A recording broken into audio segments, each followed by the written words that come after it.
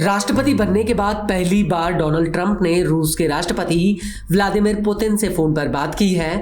इस दौरान दोनों देशों के बीच यूक्रेन युद्ध को रोकने के लिए चर्चा भी हुई। हालांकि बातचीत के बाद ट्रंप ने कह दिया कि अब रूस यूक्रेन जल्द ही युद्ध रोकने के लिए सीधी बातचीत शुरू कर सकते हैं।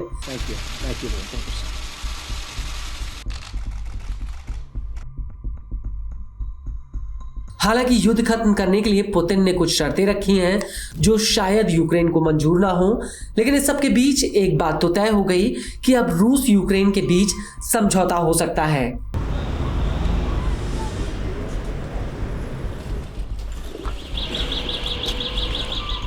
लेकिन क्या हकीकत में यह संभव है? क्या पुतिन यूक्रेन में युद्ध खत्म कर देंगे और क्या ज़ेलेंस्की पुतिन के साथ कोई समझौता कर पाएंगे? ये ऐसे सवाल हैं जिनका जवाब आने वाले वक्त में मिलेगा।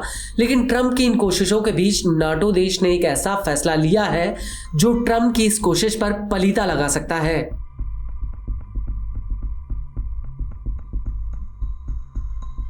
वो ये है कि नाटो देश डेनमार्क ने यूक्रेन को लेकर एक बहुत बड़ा दांव चल दिया है। डेनमार्क का कहना है कि वो यूक्रेन को 61.8 करोड़ डॉलर का मिलिट्री पैकेज देगा, जिसके तहत यूक्रेन को गोला बारूद दिया जाएगा।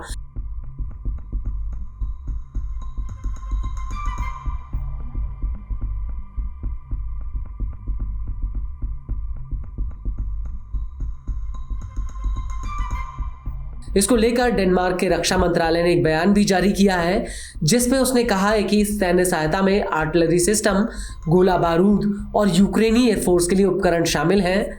इस मदद का उद्देश्य खास तौर से यूक्रेन के पास अमेरिकी लड़ाकू जेट्स F-16 की मौजूदगी को बनाए रखना है।